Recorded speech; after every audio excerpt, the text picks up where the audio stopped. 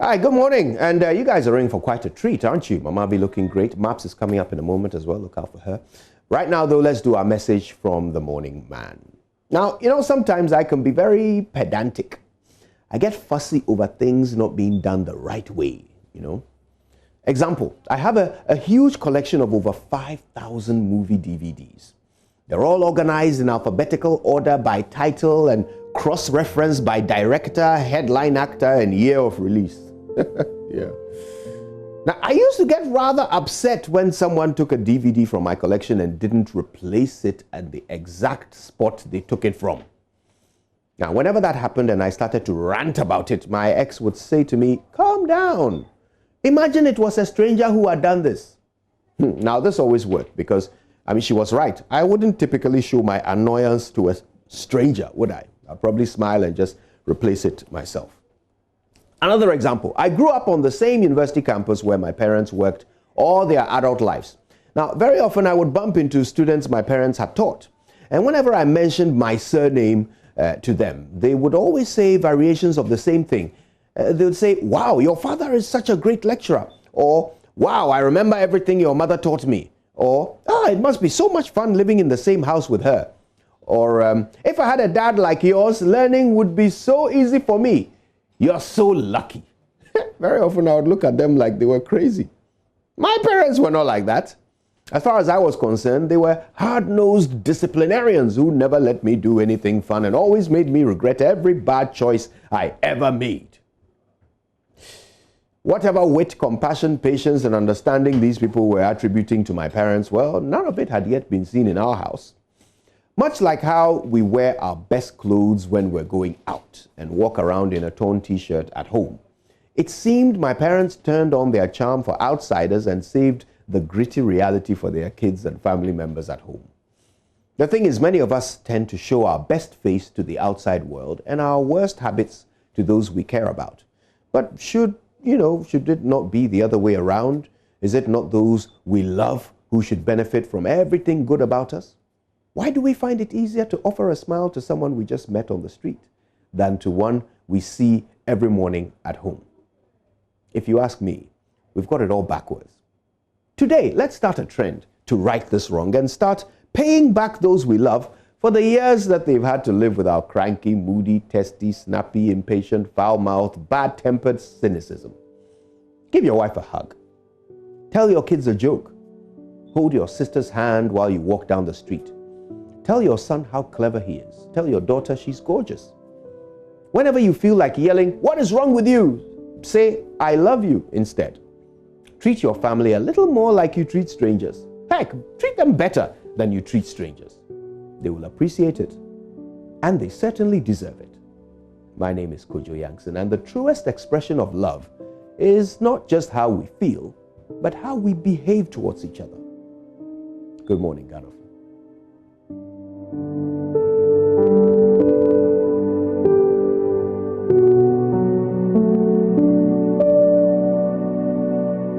Hello and good morning and welcome to the AM News. I am Abita Sibidi. Now let's start with President Akufo-Addo, who is projecting a 95% win in the elections this December at Asante Achim in the Ashanti region. He believes his government's performance in his first term should guarantee him that. The president was speaking at a Dubai held at Drosa as he toured the region with his ministers. Asante Achim, 3 constituencies are wide, North, Central, and South. Ninyina wa MPP.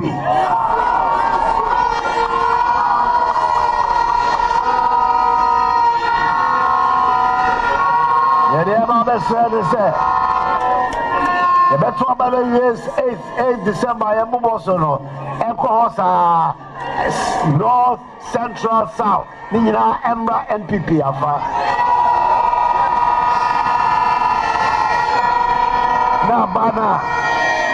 Abana ya tuma MPP 2016 no afidi ekoso sisakra 95% na ya bi hia e was Asante Achim.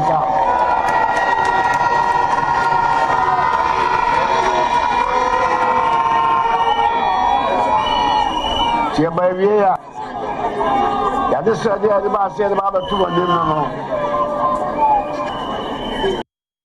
That was President Akufo-Addo. Now, the opposition National Democratic Congress is promising to roll out policies to protect the vulnerable and aged in their next government. General Secretary of the NDC, Johnson Asiedu Nketia, says an aged home will be set up to care for those without family. He was speaking at Bano number 2 in the German South constituency of the Bono region during day 2 of the NDC flag bearer John Mahama's tour. Womo nyini enkokrafo enemrewafo oya baba wa na brante na ya na wa e waje se wo de bia wo mu akokra bia wo mu abrewa yesramo ye nyina ya sade se ya ma menom ne ya papa no ma womo anyini no ye bele se womo na aka se nyame befre womo no womo ni arewo na womo so ebetimi ade anije aka ewo abi atena wiase ha kosi se nyame befre womo ukọ abrochira your aged home anti so bi ba wiase na wa anwoba ana abrabo no emu ankoyie na obebo akokra na abrewa ebia onni nipa bia woni ho obehwe no safo no abaya sede se obehwe womo eti President Mahama si ebeye aged homes na obi a otisa bia no ukọ na de no kwose abayin sa na abayi ebehwe no amana duane adi atoto ntomane ade di amano kosi se nyame ebefre no nipa edi mfia dosie ko bia no afei ubeko doctor free omo efa omo ma omo ye adwuma ewa sikafo fie no President Mahama ebeye hise edi atoso se okofo obi ba se wode no ntena ono so oyenipa itimo ha ensasa otete no boso meso na katua na ade be manu a sa katua asem no nyina ebeye hise a mode mo nsa be hase ansa na akwala no akotena obi nchen.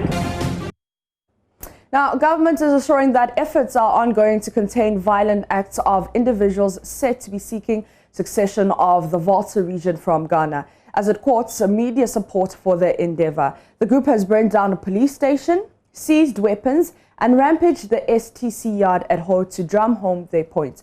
Last night, National Security Minister Albert Kandapa and Defense Minister Dominic Nituo met journalists in Accra to discuss the issue. Information Minister Kojopong Nkrumah says public support is crucial if the situation can be brought under control. Head of our security desk here, Joy News Gifty Andapia, reports from that meeting. It's been 2 separate attacks in a space of 5 days, and there have been fierce criticism against national security apparatus and how they've handled the matter. Tonight, state authorities here have been trying to give the media some background information on the matters at hand and what is being done about the situation. And also to provide context to some of the things that we are not able to say publicly on the mass media platforms. And I think that we've had the opportunity to do both while also taking feedback from our colleagues in the media. I think it's been a successful engagement. You get the sense that I think as we are seeing play out, there are many segments of our society that don't have a full understanding of what has transpired and have sometimes even bought into narratives that they may have heard. You heard me even in exchanges with some of the media colleagues about something they thought they had heard, where we challenged and referred them back to the actual, recordings. And then they are also able to express to you some areas where they think some particular action should be taken, and you have an opportunity to also explain why some tact and balance should be brought in, because it's a multifaceted challenge and you've got to deal with it with various instruments. And all in all, like I said earlier, I think it's been a fruitful engagement. Among others, the sense I'm getting from the state's position for now is to go hard on the people they're now describing as criminals. Engagement does not seem to be on the table. The state says it has the situation under control. The coming days will help all of us determine what becomes of this group whose activities in the Volta region are terrorizing the people there. Gifty Andopia, Joy News, Alisa Hotel, Accra. Government has established a database to track the export of labor from Ghana. This is to prevent the exploitation of gullible workers who are often lured by agents with the promise of finding greener pastures elsewhere, only to land them in deplorable situations. Ghana's ambassador to Lebanon, Wilfred Nihamond, at a news briefing Tuesday said the agents leave the country along with the workers, mostly women, illegally through unauthorized routes, as the records from the embassy does not match the number of persons evacuated from Lebanon. We have agents. We established a whole database now that provides us with the name of the agents who came to the villages or the places to give them all the beautiful stories that they were going to provide for them, because we have among them nurses, graduates. Of course, majority of them are illiterates or half illiterates, whom have been brought from places that they've never been to Accra. The first time in Accra was going out of the country. So, of course, they were vulnerable and they could be taken advantage of. And what we realized was a serious trafficking, human trafficking, that took place, because these girls knew, and the agents particularly knew, that they were not supposed to take them outside. And so a number of them can tell you that they didn't go through our airports. They found their way outside the country. A few of them managed to bypass the immigration officers here, something we need to look into more seriously. They got to how they got the visas, because one Consul General had a discussion with the Lebanese ambassador, who said, when I checked the records, we gave visas last year to only, was it 130 something? 135. 135 of them were the only visas we gave. To end the bulletin, the Fomena police is citing COVID-19 as the reason for the delay in prosecuting a man who shot and maimed his wife at Akormaso in the Adansi North District of Ashanti region last year. Simon Krampa, 36, shot his wife several times over suspicion of cheating. Though the woman survived, she lost her right arm and is unable to feed her 6 children. But close to a year since the incident occurred, the suspect has been on remand in police custody. The Fomena District Police Commander, Superintendent Ochil, says the docket has been sent to the Attorney General's office for advice. Anita Sewa made a trip to Fomena and has filed this report. Akuya Safwa, 34, sustained gunshot wounds to the breast, buttocks and arms. She is now left with an amputated right arm with 6 mouths to feed. Today, she takes us on a memory lane to the exact spot in the bush where her husband attacked her with a shotgun over allegations she was cheating. My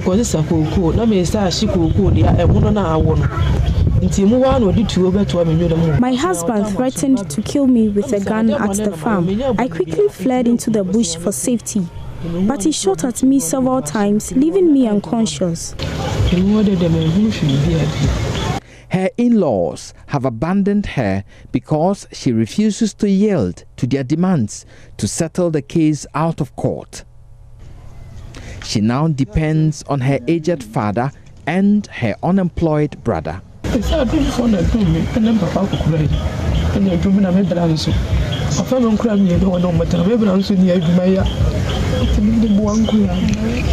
currently unemployed and I depend on my aged dad and unemployed brother. I plead with you to help me.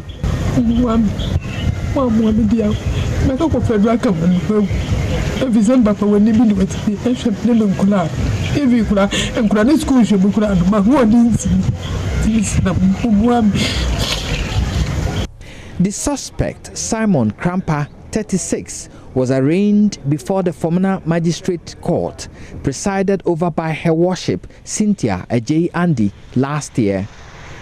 He has since been on remand.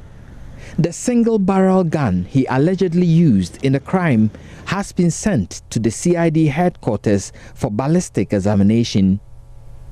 Former District Police Commander Superintendent Fee Ochel says prosecution has delayed due to the global COVID-19 pandemic. Number one, issues come this way. We prepare duplicate dockets and send to Attorney General. They will also study it and, as it were, indicate which charges you should prefer against it and who should be the prosecutor. In most serious cases like this, they themselves prosecute at the High Court. So we are waiting for the advice. But for now, Grandpa has been in custody. We are waiting for Attorney General to charge him, but he was taken to court on the charge of attempt to commit murder, which is contrary to Section 48 of our Criminal and Other Offences Act. Yes, the gun, as we speak, is at the CID headquarters, where we are doing the forensic, the ballistic examination. That's it for the AM News with me, Mapito CBD. The AM show continues with Mama View Owusu Abuaje, and Joseph Akable joins her for the newspaper review. Enjoy.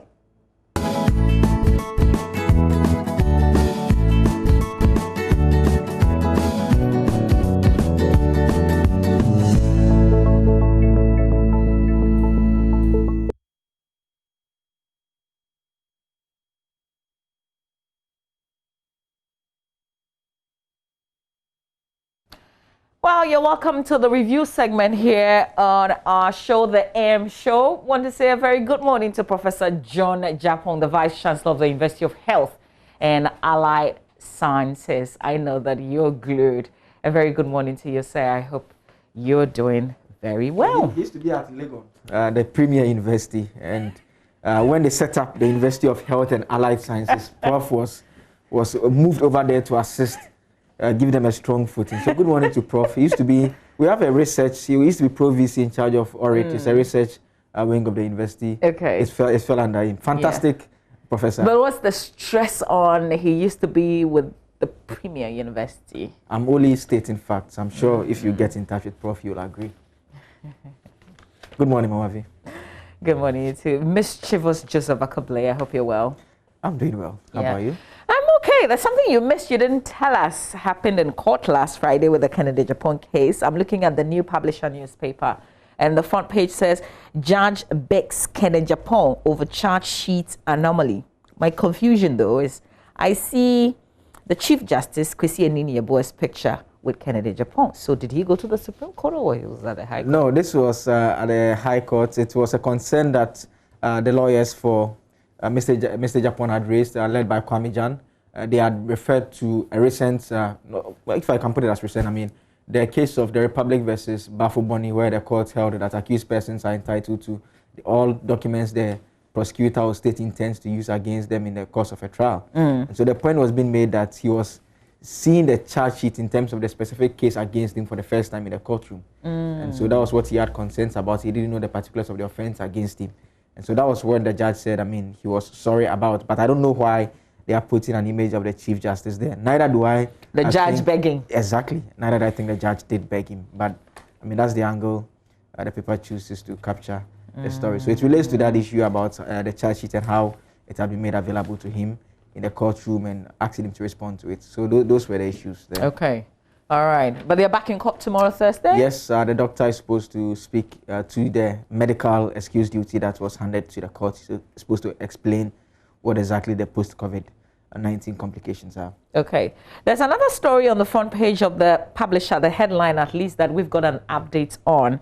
It says, mad rush for dead bodies as mortuary workers begin strike. Joseph Akable, you've got an update on that. There's no action, there's no strike. Yes, the NLC, National Labour Commission, has been engaging the mortuary workers. The strike was actually supposed to take off tomorrow, but we understand from the NLC that per the engagement they've had with them, the NLC says to be issuing a statement this morning. They've reached an agreement with the workers to call off the strike for now and sit at the negotiation table, hoping to have their grievances addressed. All right. Okay, so let's go back to the more traditional papers, if you like. The Daily Graphic newspaper front page. Cocoa Board secures $1.3 billion for cocoa beans. Also, 27 billion Ghana cedis spent on social interventions, according to the Vice President. Details of that story you find on page 38 of the paper. We will definitely bring you highlights. I guess I'll do it now. Page 38. The Vice President has said the president's led government has so far spent 27 billion Ghana cedis on its major policy interventions. He named some of the interventions as NAPCO, the free SHS, the restoration of nursing and teacher training allowances, and free water and electricity supply. Vice President said, he said this when he was addressing a meeting with teachers and artisans at Mataheko in the Ablekuma Central Municipality yesterday. Okay, so it talks about the tour, but I guess it's this figure that we'll be looking at later that will be also making conversations, the fact that they've spent 27 billion Ghana cedis on social interventions. Still on the front page, some other headlines. One district, one factory. President commissions Casa Preco plant in Kumasi. And this happened yesterday. Also, one-day voter registration tomorrow. One-day voter registration tomorrow. The Electoral Commission has said it will reopen the voters register for 1 day tomorrow as proposed.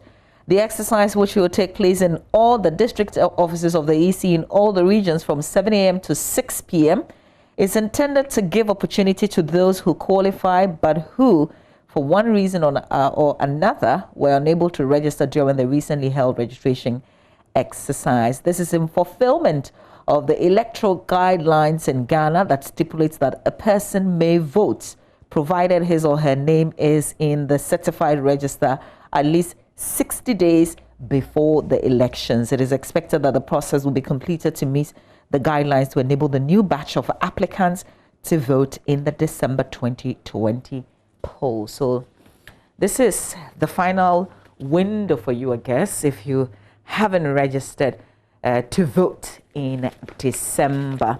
One of the things I learned very early on, listen, even if you think, because sometimes we say it, even though we really don't mean it, I think, most often. You say, oh, I'm not interested in the elections, I won't vote. But have you registered at least? Please do register. If you do, then you can make that decision later on. It's your call, by the way. Center spread efforts to transport money to banks, according to the Bank of Ghana. We did talk about this, Joseph, yesterday. One of the papers carried it. The Bank of Ghana has reached, this is an agreement reached with the Ghana Air Force to use its fleets comprising helicopters and aircraft to airlift money for banks and other financial institutions across the country. The governor of the Bank of Ghana, Dr. Ernest Addison, said in Accra last Monday that the arrangement was part of efforts by the central bank to reduce incidents of armed robbery on vehicles transporting money for financial institutions nationwide.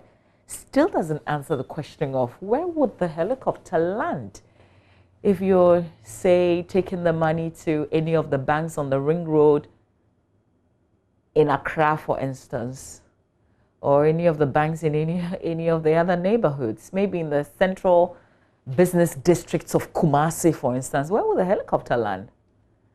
You still have to give the money to the vehicles to transport it to the banks, don't they? Yeah, it comes back to, it's a major issue, and hopefully before this takes off, we'll get some understanding about how exactly this is supposed to work. Okay, well, do you smoke shisha? No, I don't. Fantasize doing it? No, it doesn't seem very hygienic, generally. Anytime I've seen it, I've seen people, like 5-6 people around it, and I mean, I know others, I'm told others, they go with their own pipe of a sort, and so they fit it on the thing. But I haven't seen anybody with their own exclusive pipe. I just see them pass it around. Exactly. Yeah. But I heard those ones. But it's just generally, smoking is generally not something. Okay, so there you see on the screen, smoking shisha dangerous equals 100 sticks cigarette. I mean, cigarette is no better. Shisha is not. As in when you smoke for how long, or is it duration-wise? Okay, did they say that? I doubt. Okay, but it says 80% of people with heart diseases or 80% of premature deaths from heart diseases can be avoided if we take measures to avoid these risk factors. I guess smoking shisha is one of those. But let's see if I can fast forward to what would interest Joseph Akable. There's an upsurge in shisha smoking among young people who consider the practice as a symbol of enlightenment, Joseph, despite its inherent dangers. Is an oriented tobacco pipe with a long, flexible tube which draws smoke through minted and flavored water contained in the bowl. Let's see. So this is the executive director of the National Cardiothoracic Center speaking, right? Okay. Dr. Lawrence Ajimang Sribo. He's bemoaned the rising trend of shisha smoking among the youth, saying the situation could result in adversity if not controlled. Let's see. Yeah. I don't think there's in terms of the number of the duration. The duration, yeah. But you can read the rest of the story. If this doesn't scare you enough, grab the paper and read the rest of it. On the back page, Tachiman hosts 36th Farmers Day, November 6th. Graphic distributes face mask at Agbogboloshi. This is a good thing because a lot of us have relaxed on the use of masks these days. Let's see the final front page. Appointment of Qatar Port Project Director necessary to give him authority, according to the Ghana Ports Harbours Authority. Economy, good governance to decide 2020 elections, according to a survey. Comes with a picture of Dr. Kobe Mensah of the University of Ghana. CEO of La Bianca Company sues Dr. Hannah Bisu for 10 million Ghana cedis. I'll bring you a bit of that story, which is on page 5. Also, COCOBOD signs $1.3 billion loan to buy cocoa for 2020-2021 crop season. National debts management in 2020 is one of the best in recent years, and we cannot return to incompetence after 4 years of stellar leadership. That's according to the Vice President. But this issue about Dr. Hanabisu being sued, it says an Accra High Court has summoned former Member of Parliament for Tano South and Deputy Minister for Food and Agriculture, Dr. Hanabisu, to appear before it to answer charges of defamation brought against her by one Mrs. Eunice Hene, Chief Executive Officer of La Bianca Company Limited, for comments she made on radio. Dr. Bisu, the national women organizer of the NDC, is said to have made these comments during a telephone interview on a Accra-based radio station, Adom FM's morning show on September 7, 2020. And according to the writ of summons, the former MP accused Ms. Hene of being a criminal, dishonest, unpatriotic, and not being a law-abiding citizen. I tell you what, if you continue to read the story, it breaks the comments even further. You can read the rest of it. I'll leave you to do that. But a bit about this other story, the performances of the Ghanaian economy, job creation, and voters' perception about which of the two main leading political parties offer good governance will decide the 2020 elections. That's according to the latest iPoll survey. The survey conducted by Dr. Kobe Mensah, lecturer of the University of Ghana, said education and corruption, which were key issues in the previous general elections, were ranked low by respondents as key issues that could influence their decision in the upcoming elections. It said health was surprisingly the least mentioned factor, considering that we are in the midst of a global pandemic that has killed nearly 300 Ghanaians and caused the government to promise new hospitals across the country. You can grab the paper and read all of it. Okay, Joseph? Let me start from the front page of the Ghanaian Times this morning. It says, government won't tolerate violence, rabble-rousers in upcoming elections. That's coming from the president. A separatist group strikes again in Ho, attacks STC yard, burns 2 buses, subjects driver security men to severe beatings. And it has some images here on how to wear a mask properly. Interesting images here. The back page of the Ghanaian Times says, tunnel irrigation to be ready by 2021, and 36th Farmers Day launched also on the back page. But the crime page, Mama V's favorite part of the Ghanaian Times, it says theft, burglary, top crimes committed in Ghana. That is according to the Ghana Statistical Service.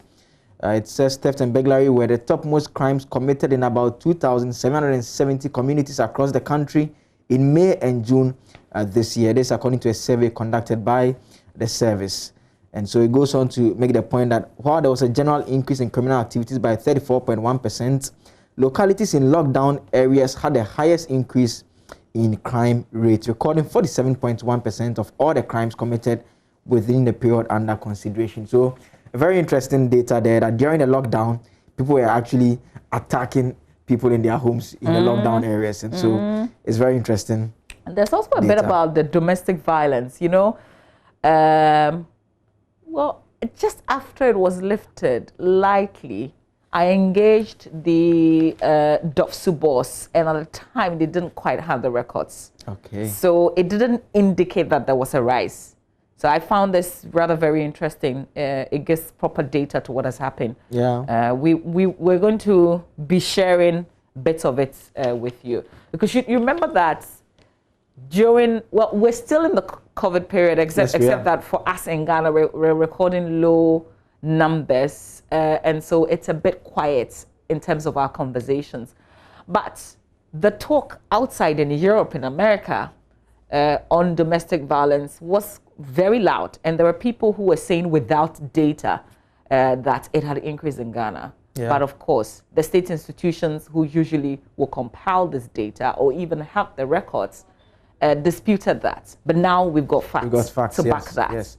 So I guess the obvious explanation is because, I mean, people were staying at home more and they were engaged. The further part of the story says so after the theft and burglary, it was followed by domestic violence and assault in communities which shared borders with other countries, lockdown areas, and communities which had neither lockdown nor shared borders with other localities. And so still the lockdown areas, so people were home and they had to be in constant interaction with their spouses. You have to endure it. Yeah. So if before you could use the excuse of going to work, so whoever was abusing you, you'd see that person less. Now you're under lockdown with that person and there's nowhere to go. Yeah. Interesting there. But this other story here, man grabbed for attempting to smuggle weed into police cells. It has his photograph. Such people are brave. The person is already in custody. Yeah, so someone is in custody, was trying to smuggle the weed to the person. I mean, what kind of, is it like you miss being in the cells with the person? He said he concealed cannabis, quantities of amphetamines and diazepam tablets and a packet of cigarettes with a lighter in an empty sachet water bag. Okay. So it was a mix. Everything is inside. Yeah, Samo. Well, let me quickly do the front this page person will join Daily whoever is behind the cells, right? Certainly. The front page of the Daily Guide quickly says, Volta rebels strike again, burn buses in Ho. Baumia consoles Rollins also on the front page. And NDC silence on Saglemi housing strange. And EC can't rig election. That's from Jen Mensah, chairperson of the Electoral Commission. The back page has a corner 25K paid too huge. It's coming from the New Patriotic Party, the Deputy General Secretary, Nano Briboy. I see. Interesting. You know, Nana Obriboy was the one who was talking about the EC filing fee. Yes. He said it's too small if you are not serious. He said the money for the coats is too much. $25,000 is too much. Okay. Offensive tragedy strikes. KP Boateng pledges support for bereaved families. It's also on the back page of the Daily Guide. Yeah, he was speaking exclusively to Gary. Gary. Nana Baumia highlights Mahama incompetence is on page 3. And COVID online church wahala. Church members. Hey, our members, they go other churches. So yeah. Them say online service no be feeling. They want feely. That's from the cartoon part. Okay.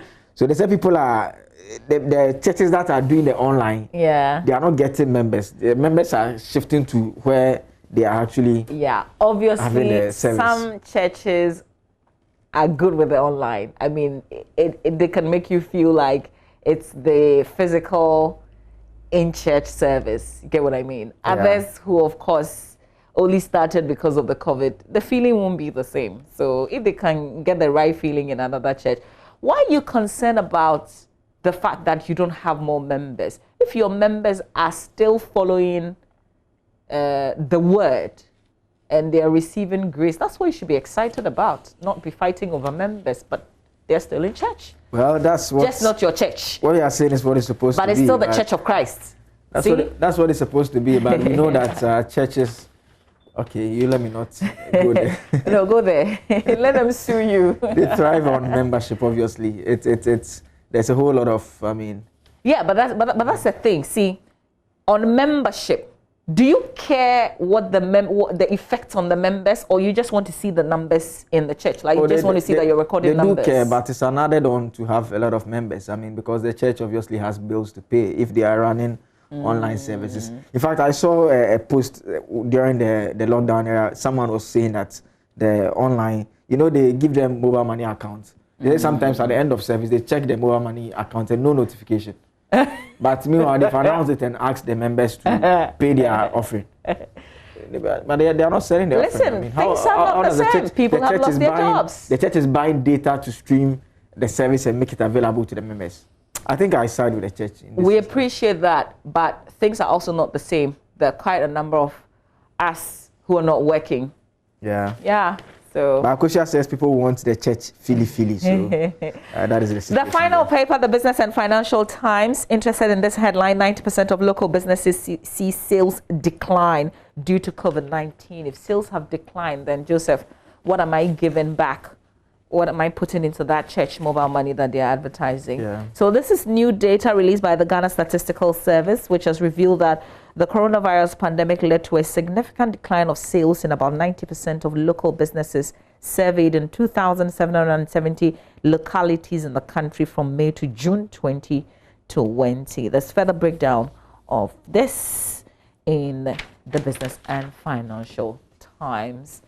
We'll do myjoyonline.com, but there's also the U.S. presidential debates, which has been described largely as messy, full of insults. Something that they haven't seen before. There was a poll right after the debate. 70% of respondents said they didn't like it, like they were disappointed, and then 30% said they were entertained.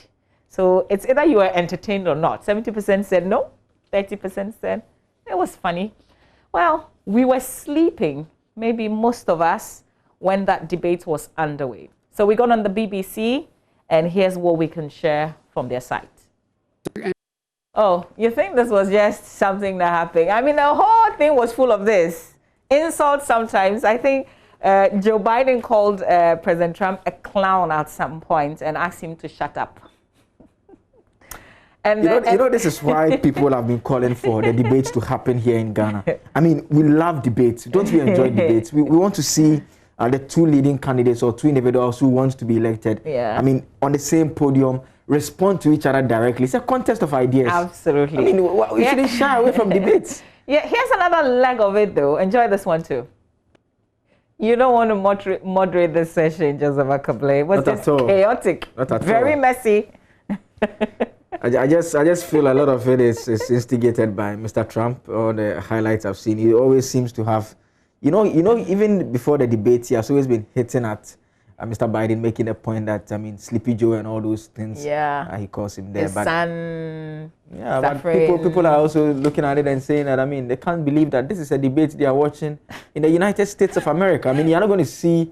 If there were to be a presidential debate in Ghana, it's not going to take this form, obviously. It will be more civil, it will be more issue-based, it will be bereft of such insults that is taking place. I mean, don't use the word smart in a context. You don't know the college you attended, all those issues will not be tolerated. But this is the United States of America. I find it entertaining, though. So I'm part of that 30% that responded to the poll, even though I didn't take part. Yes, it's pure entertainment. Pure entertainment. Can you imagine the United States of America president entertaining you and those of us in other parts of the world enjoying it? Yeah. Yeah. Oh, okay. Listen, there's plenty of stories on myjoyonline.com, but I want to say thank you to House of Kings. Every shirt that I wear, especially the ones that you like, are from House of Kings. They give me shirts to wear on the AM show. You can find them in Accra, UPSA, they're also in East Legon, Achimota, Hacho, and Westlands. That's the number to call. Reach out to them and get a shirt that absolutely suits you, only from House of Kings. You can log on to myjoyonline.com And then you can read on more of the stories. But Joseph, just before we go, this legally, Ghana doesn't exist. That's a debate. Is it a debate or a position taken by Mr. Kwasi Kedem? He read from a document. I've seen that document too. The document simply says the state ought to take steps. When Ghana had, after the plebiscite, the point was made that they need to take steps to ensure that the union comes into effect. And his point is that there's no document showing the effects that union has actually taken place legally. And that's the point he was making yesterday, making the call that should be addressed. He's not for secession. He made that point categorically, but he just makes the point that he thinks that government needs to listen to people, not those who are engaged in the violence, but rather individuals who are raising issues such as him, making the point that there's just no document that shows that this particular union was carried out. And so that's what he's specifically asking for. And so in fact, it makes the point that resolves with the agreement of the administrative authority that on the date on which the Gold Coast becomes independent and the union with it of the territory of Togoland under the British administration takes place, the trusteeship agreement approved by the General Assembly, it mentions the regulations cease to be in force, the objective of the trusteeship having been attained. Then it requests the government of the United Kingdom and Northern Ireland to notify the Secretary General as soon as the union of the territory of Togoland under British administration with an independent Gold Coast has been effected. And so this is the document from the General Assembly UN resolution that he makes the point that it says they should be notified once it has been effected. And he says there's no document showing that this particular union was effected.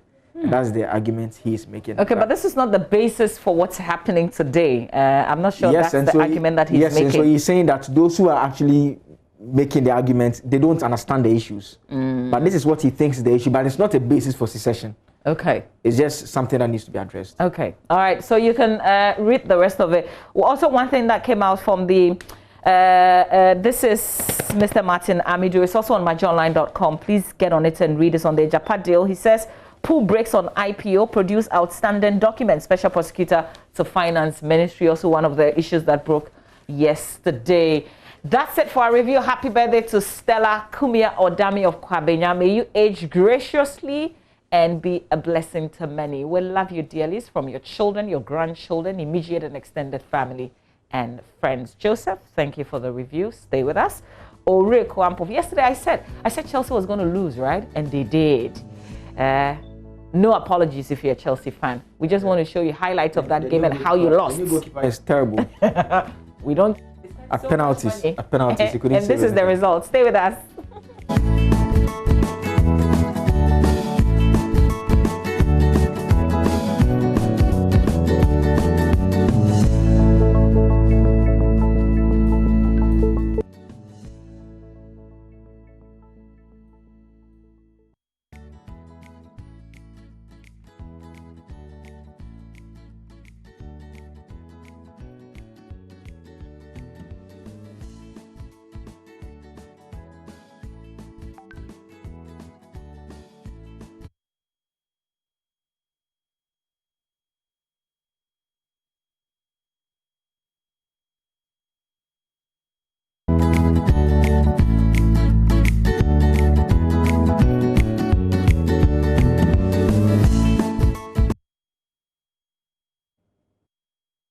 Hello, good morning and welcome to the AM Sports with me, Rico Ampofo. Hope you had a good evening and having an amazing morning so far. We start off with some local stories where the International Boxing of Fame inductee Azuma Nelson has sent a message of goodwill to Ghana's first boxing world champion DK Poison as he marks the 45th anniversary of his world title win, which was the very first for Ghana. Azuma was DK's sparring partner at the Atokwashi gym where his coach Atukwe was DK Poison's trainer. This is a highlight in the upcoming documentary The Boxing Loan, which airs on the channel on Tuesday, 6th October at 6:30. I'm telling DK that we're all behind him, and we love him. Anytime he calls us, we'll be there for him. May Almighty God bless him and give him a long life, happiness before he goes. Now move to some football news and still on the local scene where Ghana Premier League club Dreams FC have resumed training after going through their COVID-19 test. Players and the technical staff of Dreams Football Club converged yesterday morning for the team's first training session following the full release of the match schedule for the 2020-2021 football season. The team was able to train after the President of the Republic, His Excellency Nana Akufo-Addo, lifted the ban on contact sports and gave the green light for the resumption of group training in Ghana. Dreams FC have been busy in the transfer market so far, signing the likes of Ajanin Boateng and Joseph Esso, formerly of Hartlepool, alongside 4 other players. The club is also expected to make more signings, with manager Wilfred Dormon and the technical team receiving a full squad, including 6 newly acquired players on the team's first training day. Dreams have not been in action since the team last played Elmina Sharks on 15th March in the 2019-2020 season, which was cut short by the pandemic. The Still Believe boys were sitting 13th in the truncated Ghana Premier League after accumulating just 16 points in 15 games. The new season is expected to start on the 13th of November. And definitely with Qatar Airlines now operating direct in Ghana, particularly around the pandemic, that's a huge boost to our economy indeed. Well, I've got a very important announcement, and I've been reminding you of this road closure. The Ministry of Roads and Highways and the Department of Urban Roads, in conjunction with QGMI, they are the contractors on this very important road, which is the Obechebi Lamte roundabout. They are doing works on that project, and they're announcing that there is a temporary closure of roads, and this started a while back. It will end tomorrow, 1st of October 2020, which means that from 10 p.m.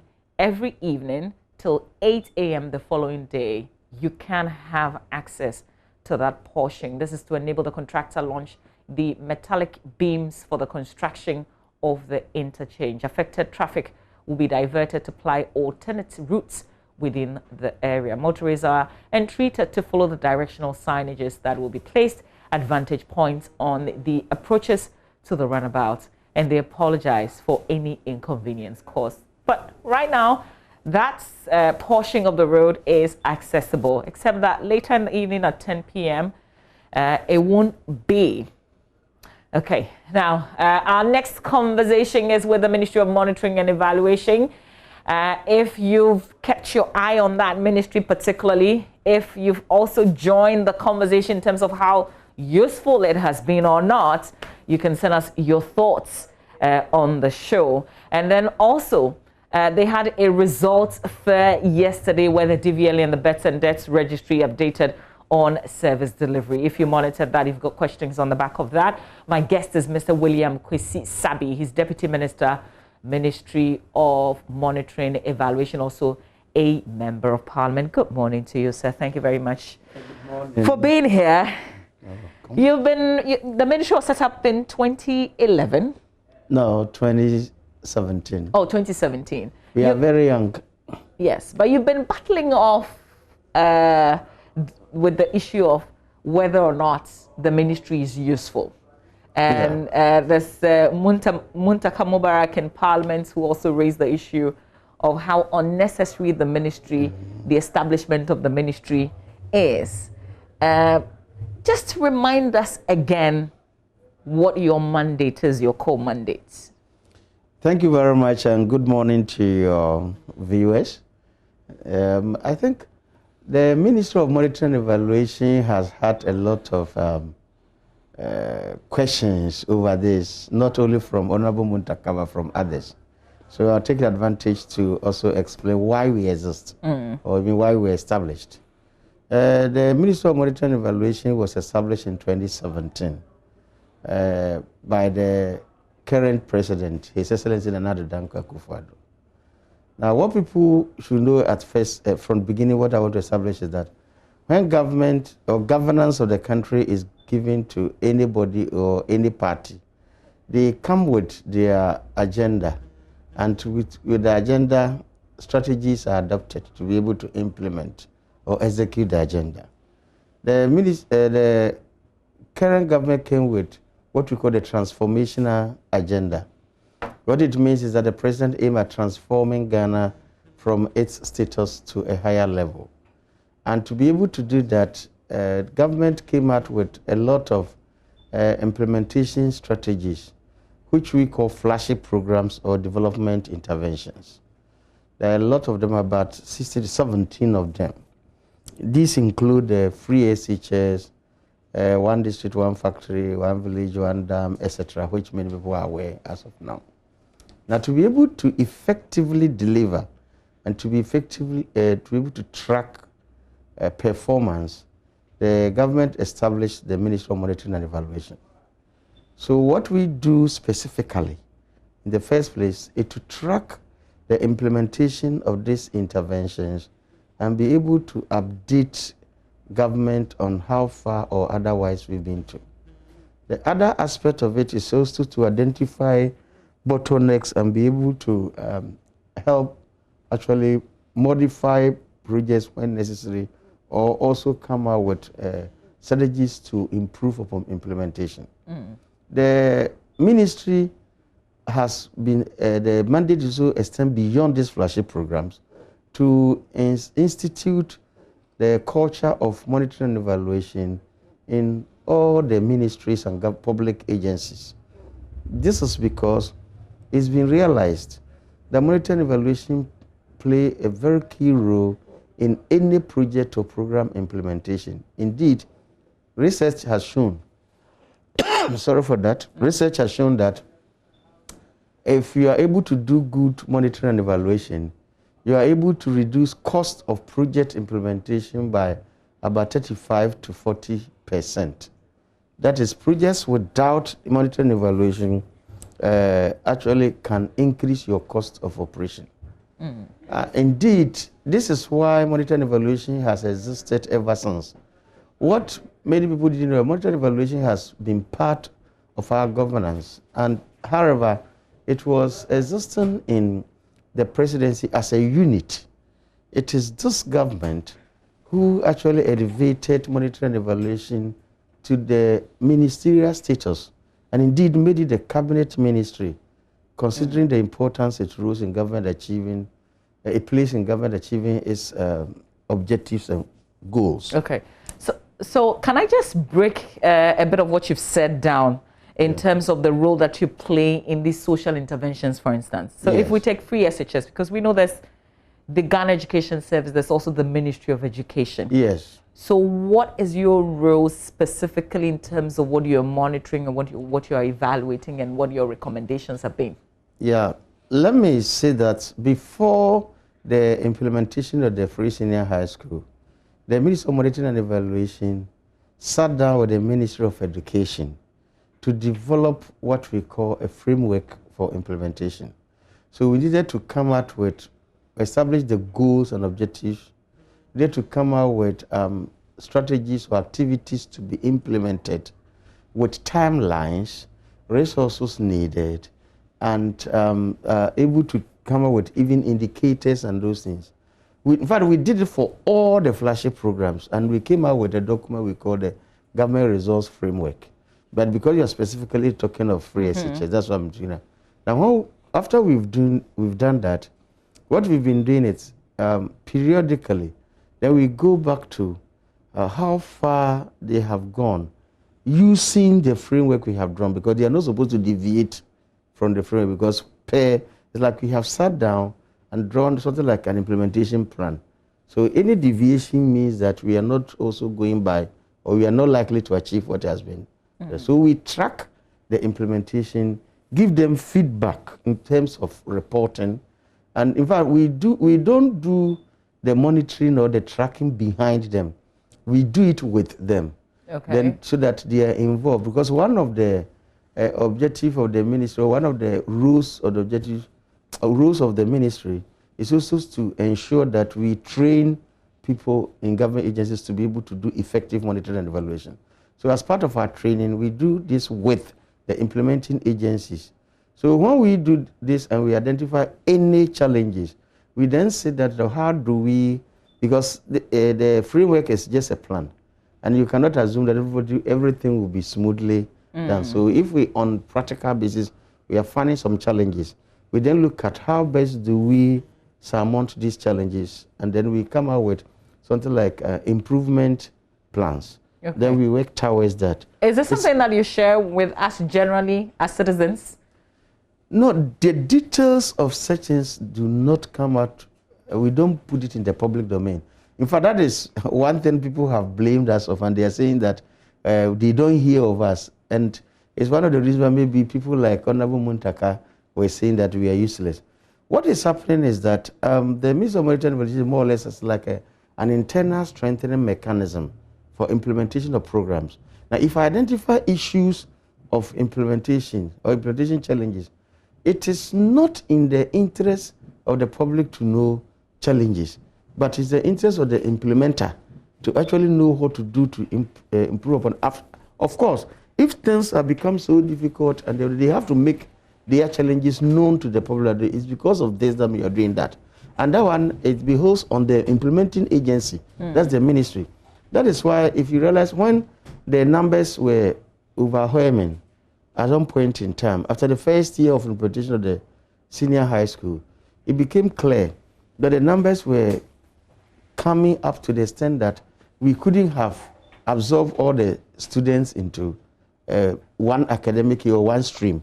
So it came that they have to then come out with a double track system to ensure that we don't leave some students out. But at the same time, we also do not overcrowd the school such that it will affect the quality of teaching and learning. And that is why they came out with double track. So we didn't come out with any strategy for implementation to solve that. But the ministry came out. It was because we had identified these issues. And then we have discussed. So you identified the issues, but you didn't come up with the double track?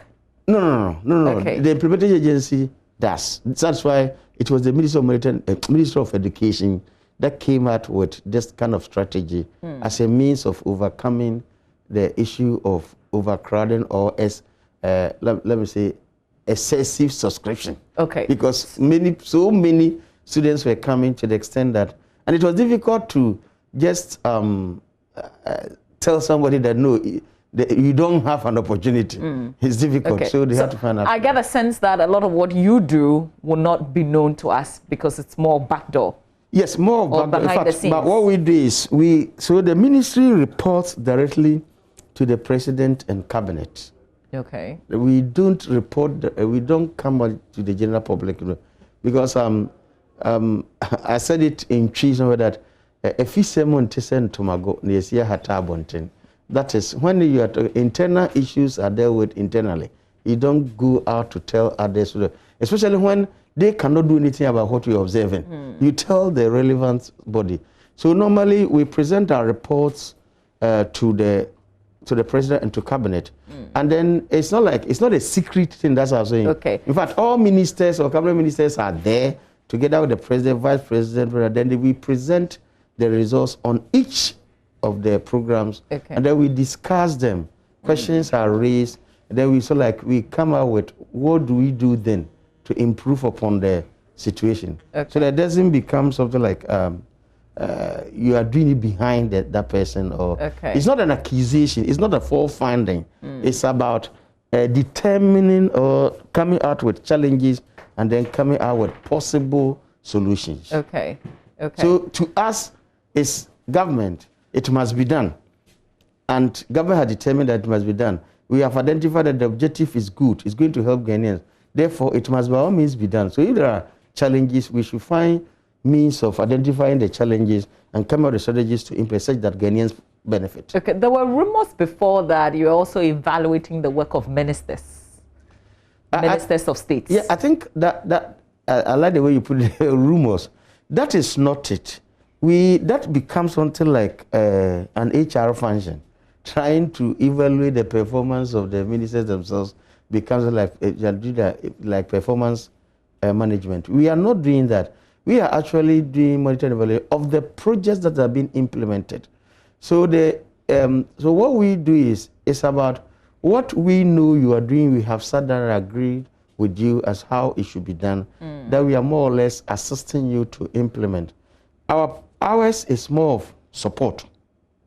We support you to do it. We are not identifying whether or not you are doing well. But what we do, maybe that thing came out because of this. For the implementation of each program, what we do is that periodically when we're giving the report, we use what we call color coding system to determine how you are faring in terms of implementation of that program. So we have red, amber, or yellow, and then green. If it is green, it means what it means, everything is going on well, and that we are likely to achieve the goals and objectives set for that. If it is yellow or amber, what it means is that you are doing well, you are doing good, but it's not all that well, so that we will achieve the objective. So there are some challenges that needs to be, and then we will come out with the challenges we identify. Then if it is red, it means it's serious, because what it means is that we are not likely to be able to implement or hit the target that we set for ourselves. So those indicate kind of color coding system gives something like a summary of the performance of the implementation of those interventions, not necessarily the overall performance of the ministry. For instance, if you come to Ministry of Education, we are only monitoring free senior high school and the implementation of teacher training allowance. So at the end of the day, if we can use only these two things to assess the performance of the whole ministry, yes, so it will not be fair. But we can talk of the areas that we are looking at and how we think is going. So you're concentrating on those interventions in these specific, in all the ministries, really? In all the ministries, mostly. Because one thing is that apart from those doing the flagship program, we also have the responsibility to train and inculcate the culture of monitoring and evaluation each ministry or government agency. So we have to do training. We have to. In fact, we have developed what we call M&E policy for the country. It's yet to be approved. So it's going to cabinet for approval. It becomes the policy to be implemented in the country. So that in the policy, the aim is that we have to insist that in every government intervention, government program, or the governance structure, there should be monitoring and evaluation system. Because we've realized that if we do proper monitoring and evaluation system, we become more efficient and effective. We reduce cost. In fact, we reduce corruption to the barest minimum if we are doing effective monitoring and evaluation. So when people talk of this government fighting corruption, they forget that monitoring and evaluation is a tool that we are also using in fighting corruption. So how effective has your ministry been in monitoring the interventions of some of these projects in the ministries? So effectively, I'm asking, with the color coding that you mentioned, which ministries have been outstanding in terms of implementation actually of projects? We are not, what we do is we don't do that comparison. We do the implementation on to the, whether it's red, yellow, is actually related to you and to an individual agency, but we don't compare that maybe Ministry of Agric in implementing, for instance, planting for food and jobs. We don't compare with maybe Ministry of Special Development, Special Development Initiative implementing One Village, One Dam. We don't do that, but we look at each and its performance. So which of them has been your most successful social intervention program? Let me say all of them, where success equals effective implementation. Let me say all have been successful, but we've had peculiar challenges with each one. And as we go along during the monitoring, we are able to come up with those ones. For instance, when we started free SHS, everybody was so happy with it. When it came to the point that they needed to do, the numbers were overwhelming, they needed to do double track. Not many people actually understood what they were doing and became an issue. That is why when somebody says, I've heard our opponent, NDC, saying that when we come, you end double track system. And as if double track system is a problem that has come that we have to solve. Double track system is a strategy to rather solve a problem. Ask yourself, if your classroom can take 100 students and you have 200 students who qualify to benefit from government intervention, And then you decide that, okay, then instead of during the vacation period, the 100 that will have been denied admission, use that vacation period to also study. Would you say it's a problem? It's not a problem that has come. It's a solution that has come.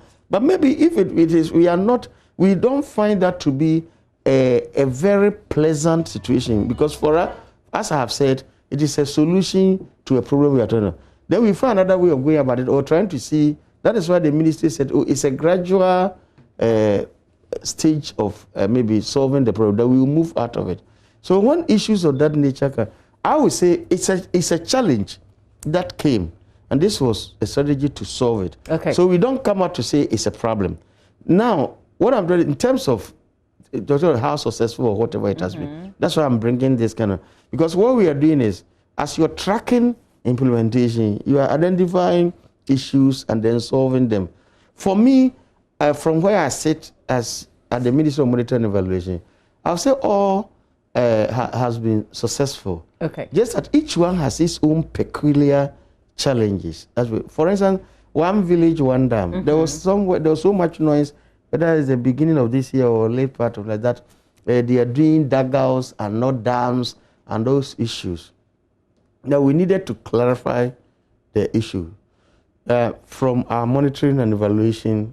Indeed, even within that period, we had to organize what you call rapid monitoring on the field to ascertain whether or not what people are saying is the truth. Because from our monitoring, we had not identified it. But what we identified from that, they were at different stages of implementation. Whether it is a dugout or a dam, it starts as a dugout. Because you have to dig a place that we call, this is the dam site, and before you go through the processes. Let's also admit that the ministry has come out that not all that they were doing were dams. They were doing dugouts and dams, but they identified that there were differences that came. So we had to then ask them to come out with clearly what they say it is a dam and what they say is a dugout. Because they look at the goal for doing that.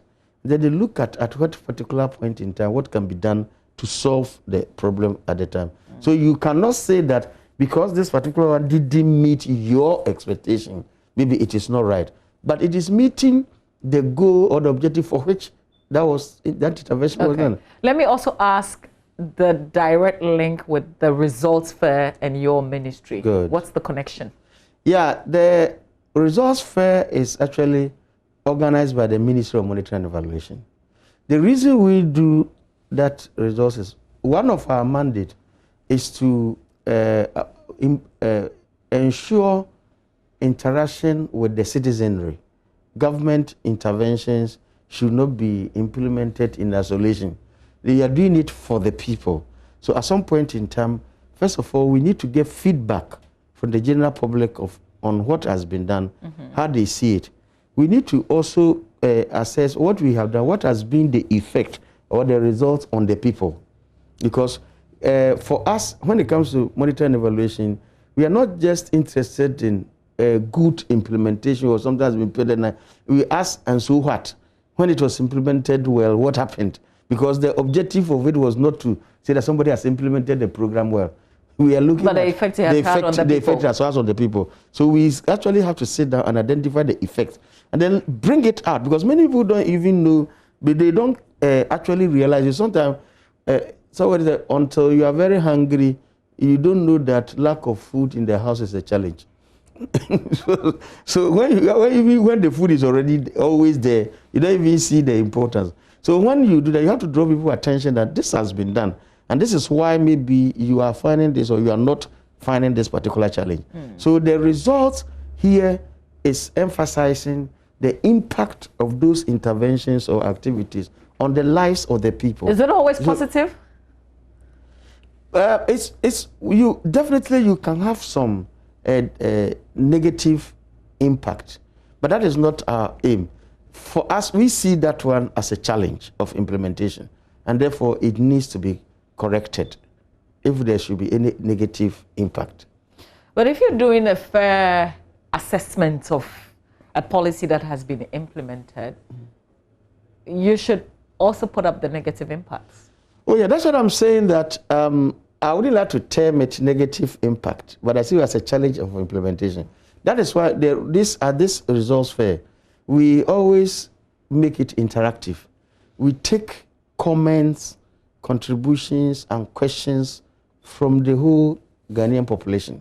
So even when we are restricted to do it virtual under the circumstance, we still make it accessible, make it possible. Yesterday, for instance, the program, we were on Facebook Live, we were Twitter, we were having WhatsApp lives, we were having people who were watching, so they could make their contributions aside the people who were in the main room. Was it a fair representation of the true views of the people?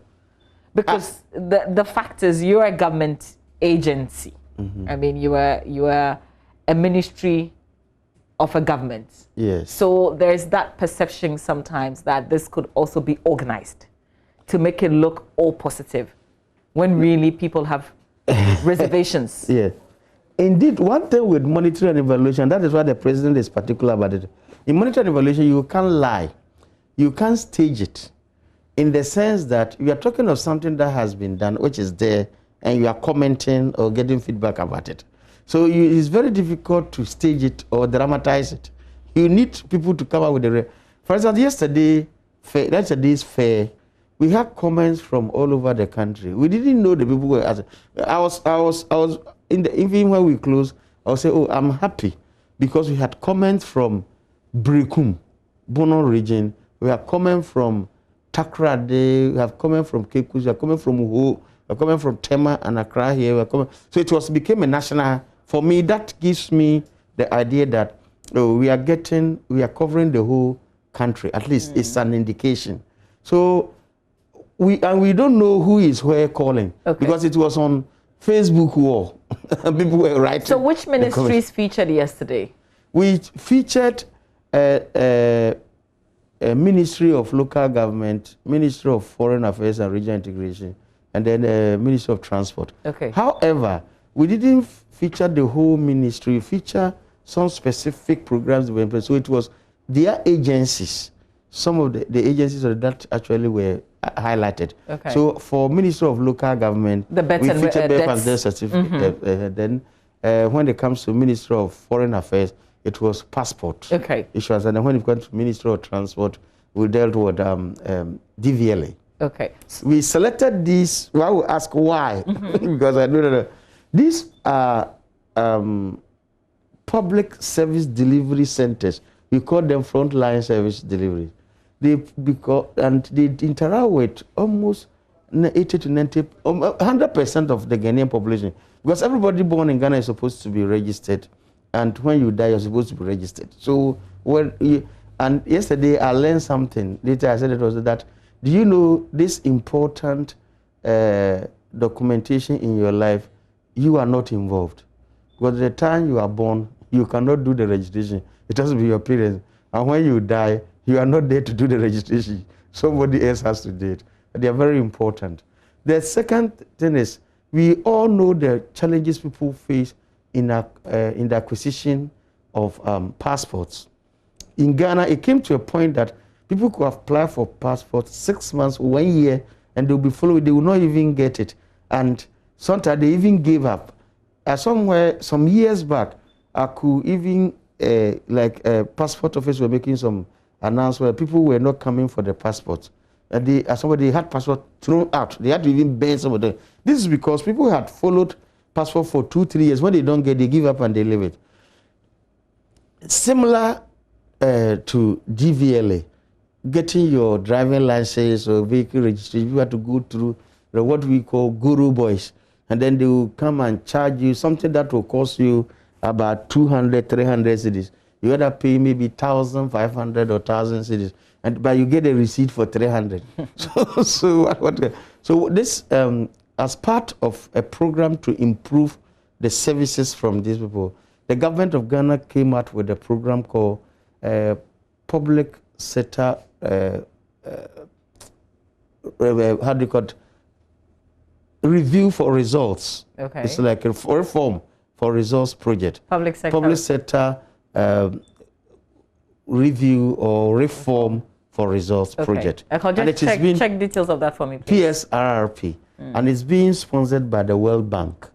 Now, in this particular project, we are actually coming out with what we call improvement in the frontline service delivery, which will have effect on almost all Ghanaians. At the end of the day, we have a better service delivery.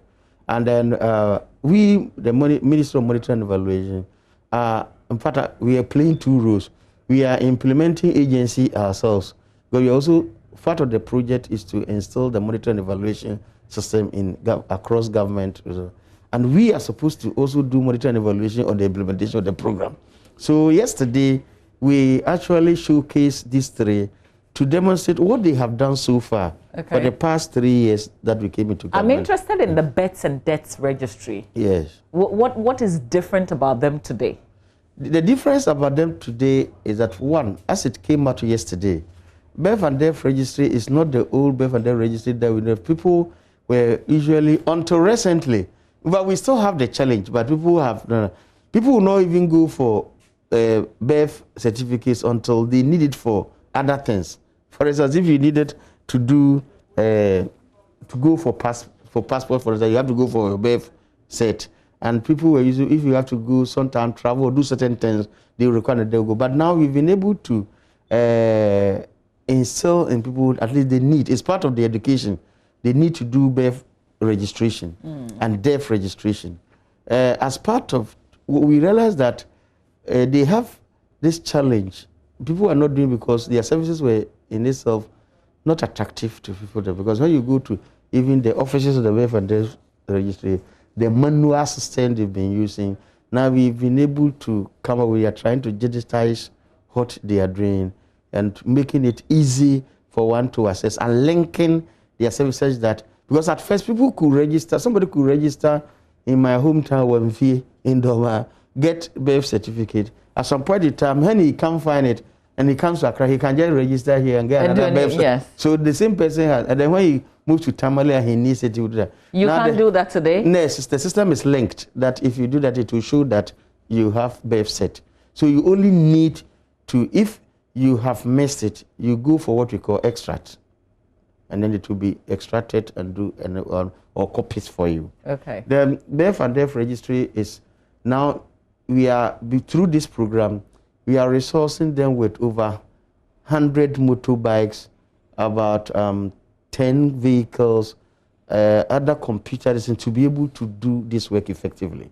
We are also, when you come to, I think the issue of DVLA has come out very, now people know that instead of at first going to be in a queue, going to go robot, you can even sit at home and apply for registration of your vehicle online. And that is possible. And the same way as your driver's license. You only move there when it has to do the test drive and those things to be able to get your license. And if it's a vehicle, you go for examination. Now, with this project, they've been able to decentralize their system such that not everybody goes to the DVLA office directly to do, even test the cars. They are private. They have had some kind of partnership with private providers. And therefore, you could even do their testing and everything. This has actually brought, and these are the things we look for, the results. So what? When they did this, so what? Okay. So it has brought convenience to the extent that yesterday there was a documentary shown, and some chief and other people were coming with how easy it has been for them to acquire this document. Passport, for instance, you can also apply online. Now you apply online, they will book date and time for you. So you go there specifically during that time to do what you need to do, and you go back. Okay. So you don't need to go through any guru boy. And you pay the statutory charge, which is more convenient. Were there recommendations from those who were monitoring the exercise virtually in terms of the comments that were coming? In terms of the comments, I think most of them were questions. Okay. People wanted to know more because people were asking for the cost of doing passport now, for instance, as against previous. And the Deputy Minister for Foreign Affairs was the Honorable Ametijani, and he gave the details. People asked for acquisition of licenses, and that one too. The Deputy Chief Executive for this was there. He also gave. Okay. So they were able to provide. It was mostly, you could see that people were happy with the service, but they were asking questions about how best they can enjoy better. Okay. The others were so that despite the distance, they have had some challenge. So that one too came out, and we need to inquire further. Okay. It came out that the passport officer had a challenge for the past 2 days or so, and within 24 hours, the system was not working, the internet connectivity. So, you know, you apply online, pay online, and the form is given to you, but they were not getting. Okay. So this is some of the feedback we got, and then unfortunately, they were able to work on it.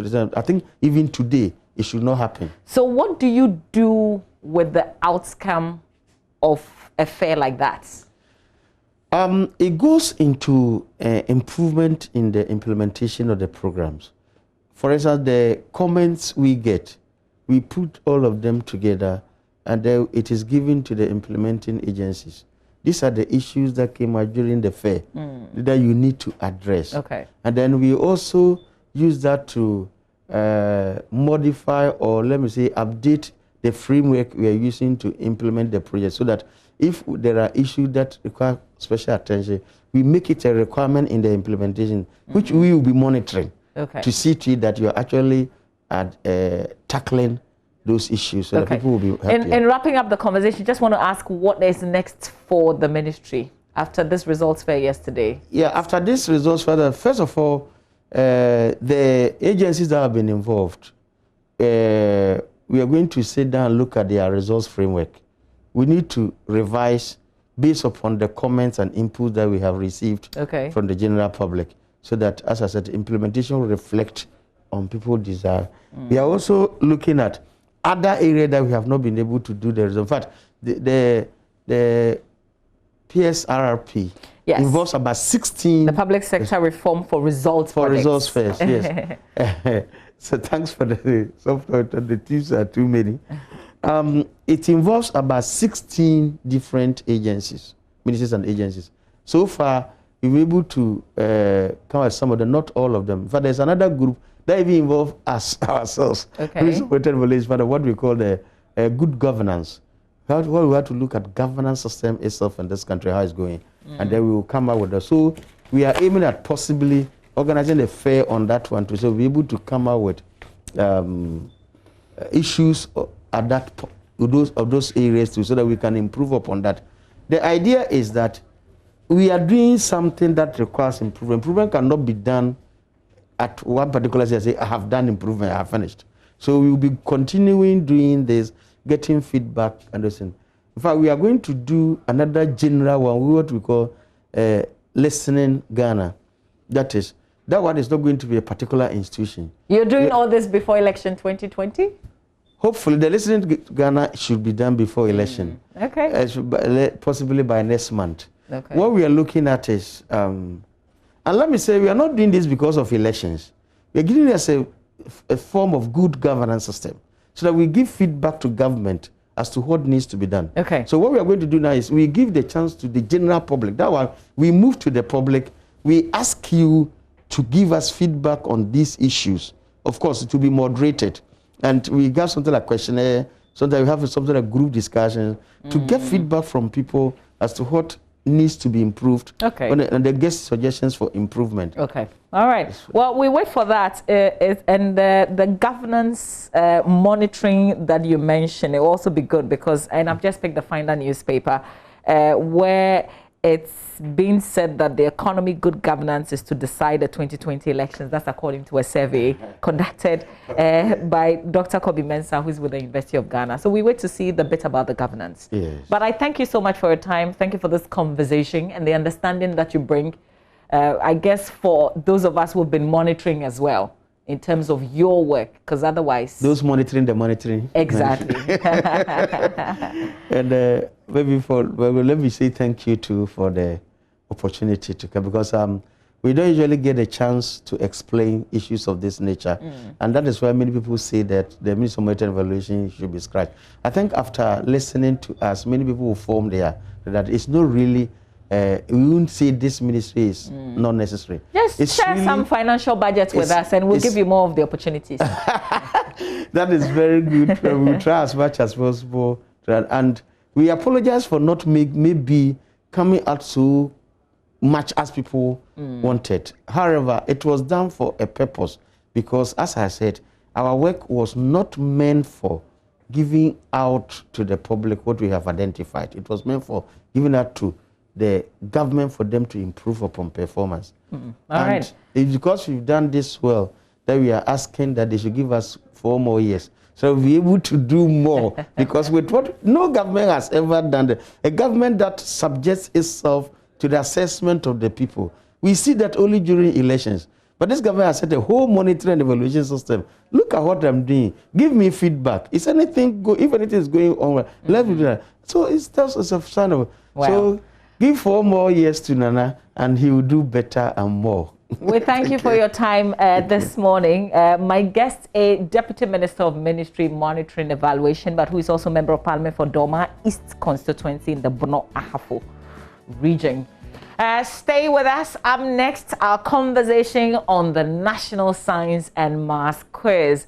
We will tell you what you missed yesterday, just in case you didn't realize that Thomas Aquinas fell on the way by Pope Jones. They are through. What's your secondary? Which secondary school did you go to? The St. James Seminary Secondary. Okay. It's in Sunyani. Okay. Are they in this context? I haven't followed, but I know it's for some years it has been the best SHS in Ghana. Oh, really? Yeah, consecutively. Oh, okay. We've come up with the best results. Okay. My producer is confirming that and telling me that yes. So I've got a science question or a math question or chemistry, biology. Which one should I give you? I didn't do science. during my time, we're not doing that. We're doing mostly arts. Okay. It was arts. So should I give you an arts question? Maybe. Yeah. I'll try. I'll attempt. We'll leave it for the next time when you join us. But let's go live to the University of Ghana Business School and join Maxwell Agbagba, who as always will begin with yesterday's event, and then he will tell us the competition coming up today. Maxwell, over to you.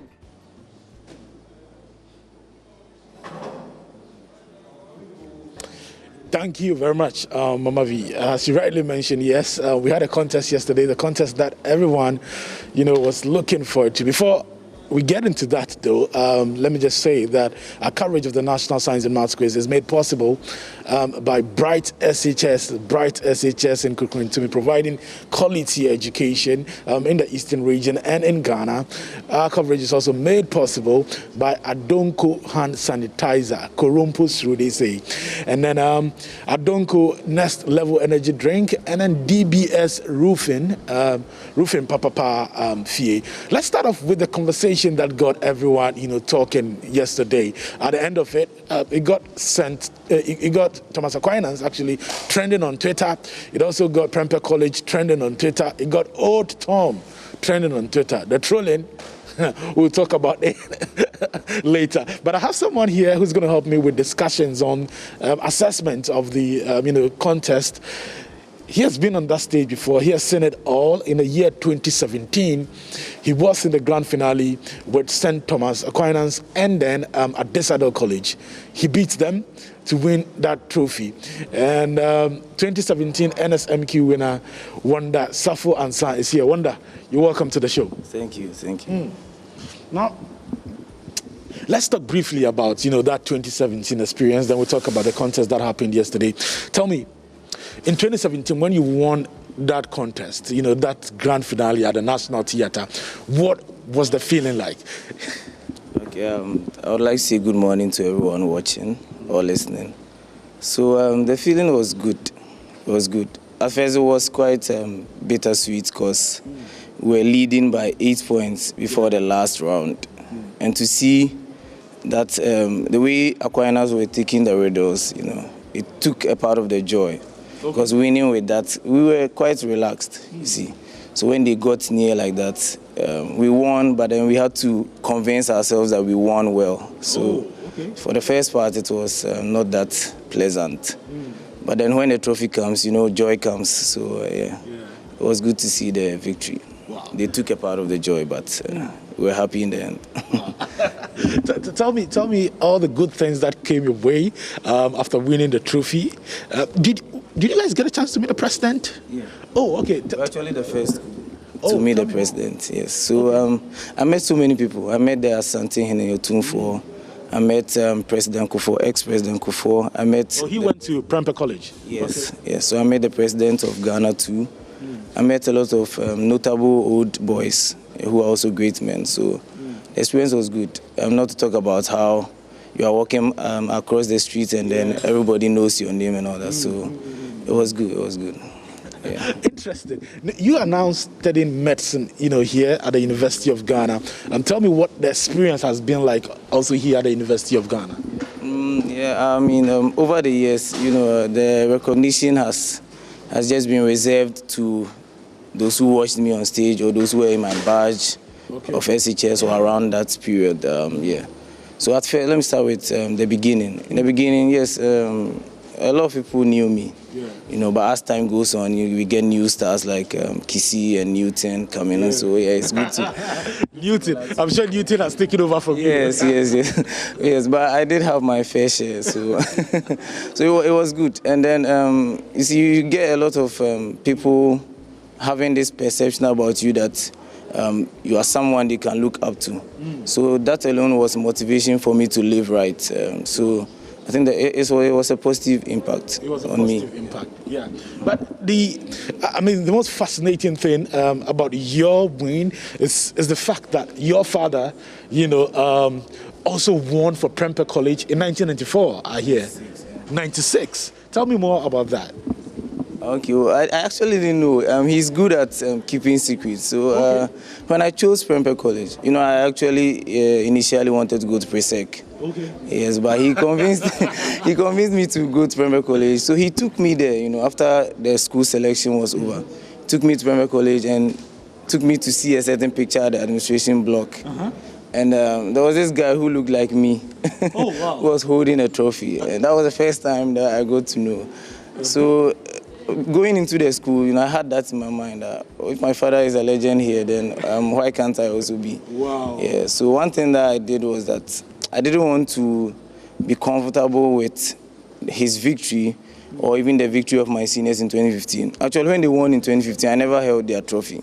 Wow. Because a lot of people were holding it to take pictures, but I was like, I can get my own. So I didn't even touch it. And by God's grace, through the process, I also emerged victorious. Wow. So my father has been a motivation. And during his time too, there was the old system. So there was a northern sector battle and then the southern sector battle. So the champions from the two sectors would clash off. So I think they met with Presec and then emerged victorious. But I don't know the details because he really didn't tell me a lot. So I chose Prempeh College. Wow. Yes. That's actually, that's a beautiful story, one that we're actually working on. So we'll bring the full story on join you. You just have to stick and stay, with us. Finally, before we start talking about the contests, tell me, how did the National Science and Maths quiz, help you with your performance in the final examination with the WASI? Because I know if you're preparing for the National Science and Maths quiz, it means you are reading everything, studying everything, checking everywhere for everything. Does it get you ahead of your colleagues, when you're writing your final papers for the WASI? Because I think it is the case that all NSMQ contestants pass their WASI with flying colors. Yes, I think it helps. It helps. Actually helped me because with some papers like commas, EMAS, I was solving the objectives without calculator. Wow! And it's not even only me. Most of the people in my team, and I'm sure in teams from other schools also do that. And then with Prempeh, the Form 2s who are understudying the main quiz team of that year, they're encouraged to finish their syllabus by the end of the third sem, the third term of Form 2. So that was the case during my days too. So I was actually done with the syllabus for most of except maybe social studies and the core subjects, which weren't regarded that much during my time. So it helped. Wow. So the whole of Form 3, we were actually focusing on the WASI. And most of us write then off deck in Form 2. Yeah. And in Form 2, I had 7 A's and B2 in social. So I was more relaxed for the WASI. Because you are Brilla Papa. Now let's talk about the contest. The contest yesterday. Prempeh College, St. Thomas Aquinas SHS, and then Asanteman SHS. Prempeh College won with 49 points, St. Thomas Aquinas 31 points, and then Asanteman SHS 23. Now, when the competition started, we saw Asanteman, coming up at a point. St. Thomas Aquinas, they were relegated, to the background. They were just trailing behind with no expectation that they would actually be second in the contest. But Prempeh College, you guys kept your focus and you won that particular contest. Were you surprised by the performance from the boys? No, having been someone who has been with them since they came to Accra, and even before that, following them, I knew they would pull a brilliant performance. It was up for the rest of us to know, as in the viewers to know. Because I think from last year's performance, there was that pressure on us to deliver better this year. So yeah, I want to actually congratulate my boys for their victory. And also to tell Aquinas and Asanteman that they also did well, especially Asanteman. Yeah. Because they were not very much rated for that contest, yes. But to see how close they were to us before the fourth round, it shows that they really prepared, and it was their first time. True. Yes. And Aquinas, I think, I don't know, there was kind of some fear in them. Yeah, I think so. But I mean, who wouldn't be afraid if you are facing Prempeh? So it's normal, And their substitute also did good for them. Okay. And he didn't get any question wrong in the fourth round, and he was good. Wow. It's just unfair how the ballots can happen, and then some big schools who could have gone to maybe quarterfinals or the semis end up being knocked out in the 1/8. Yeah. Let's talk about the fear. Is it stage fright sometimes? Did you get that feeling during your time in 2017 when you had to be on stage? I remember in 2017 when I entered the National Theatre, I saw the crowd, I saw the singing, and I was like, whoa! I had butterflies in my stomach, although I was not the one going to be on stage. I think, stage fright is real. It's real. You just have to be able to calm yourselves down. I mean, the two of you or the three of you.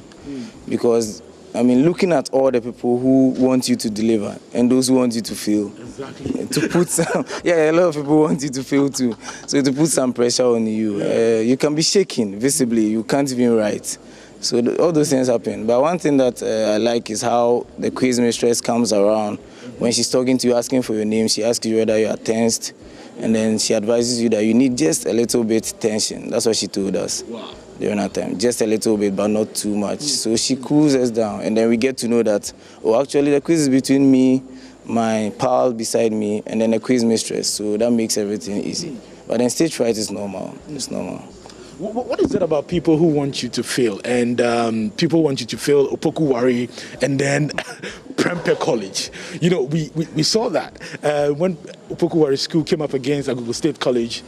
We saw the online conversation. There was a Prempeh College handle on Facebook that that was a post in reference to Opoku Wari that they would have lost, that particular contest. What was it about Opoku Wari and Prempeh College? Because I think yesterday also they wanted you guys to lose. I mean, it's the same. We also sometimes want them to lose, but I think there is a spirit of healthy competition between us. It has been healthy for decades, so it's good. I mean, we wish them well, but we can't, for the sake of the rivalry, we can't not be expecting you to be knocked out. And they've been making us happy, over the years with the schools from Volta region knocking them out. So yes, but then we wish them all the best. I think the rivalry is needed. So. Let's talk about the quarterfinals. Quarterfinals, we have Prempeh College. You are from Prempeh College. I mean, an old student of Prempeh College and a former winner. Prempeh College, Achimota School, and then Kumasi Anglican SHS. Now, the interesting thing about this contest is that the trainer, the man who actually trained Wanda and his friend to win the 2017 National Science and Maths Quiz, is now the trainer for Kumasi Anglican SHS. His name is popularly called Procedia. And so in that contest, Prempeh College against Kumasi Anglican SHS and then Achimota School. What is it going to be like? Because he has been there before. He knows it all. He knows all the tricks that, things that he tells the guys from what do you call it, Prempeh College. What he has been telling them to do, actually. What should we expect? I think that the contest will be tough. It would be a good show for TV. It will be a good show for everyone who watches. I actually encourage people to watch. Yes. I also see that it's quite unfortunate that one of us has to go out, preferably CAS, because definitely I don't want my school to go out. But Procedure is excellent in all ways. His boys are excellent in all ways, well prepared, so it will be a good one. It will be a good one, yes. But I wish them all the best. Okay. If you face Prempeh, you should prepare to go out, but do well before you go out, yes. Charlie, you can talk. Now let's go to today's contest. At the University of Ghana Business School, we have TI Maths, Kumasi, Navrungo SHS, and then TI Maths, Porting. In the second contest, we have Adisado College versus Bishop Herman College versus Takwa SHS. Adisado, Bishop Herman, Takwa SHS. Would it be Adisado? Would it be Bishop Herman College? Would it be Takwa SHS? It's what I'm going to say is purely a prediction. But then, yes, I would still encourage the school I don't mention to do well. Yeah, but I think I would go for Adisado. On this stage. They have been to the finals many times. Solely based on experience, I think they should be able to maneuver their way out. But it can be a tough contest. Nowadays, kind of questions that come and the kind of students that Ghana is producing in general, I think they can find their way to make this a tough competition. Yes, but I would go for Adisado. You go for Adisado. I think I would also go for Adisado College. Yeah, that's a prediction. I would also go for Adisado College. I've been to the regions and I saw the performance from Bishop Herman College. They are very good, but in this contest, okay. The next one I want us to talk about is Chemu SHS versus St. Rose's SHS versus Ola SHS. My own prediction, based on what I've seen from our visit to the regions, I think Chemu SHS. They are coming in as the seeded school here. St. Rose's, I saw them in the region. Ola SHS, I saw them in the region. They are good. Yes, they are good. But coming up against Chemu SHS, it would take a miracle. I don't know. Your prediction? Yeah, I would also go for Chemu. They're actually my friends. I met them yesterday, so I wish them all the best. All the best. Are you saying they will win because they are your friends? Yeah, I mean, it's a prediction. The girls should also do well. Okay. The NSMQ has been quite harsh to female schools, so I encourage them to do better. We saw Gihi doing very well last year. They actually got to the semi-finals. Yes. But then I encourage them. But I think Chemu. I'll go for Chemu. You go for Chemu? Yes. Okay. Now, the last contest at the University of Ghana Business School will be St. Peter's SHS, Notre Dame Girls SHS, Brekum SHS. My prediction, an obvious win for St. Peter's SHS. Michael Obin is back. The man who says it is finished is back.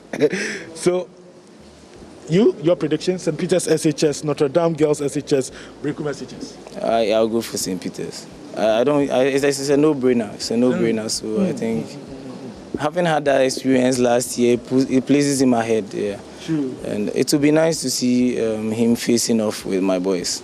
Hopefully. You want an opportunity like that? Oh yes. I mean, during our time, I wanted to face St. Peter's, but they got knocked out by Bochi.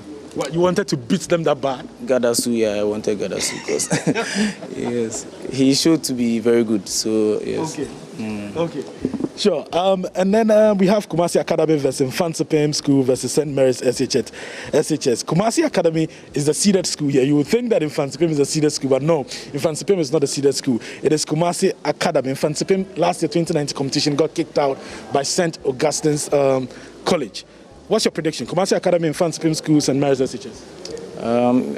Always a prediction. I would be quite biased here. I would like to see Kumaka do good. Okay. I've heard of them from my region, so... Obviously, the Kumerican affair. Yes.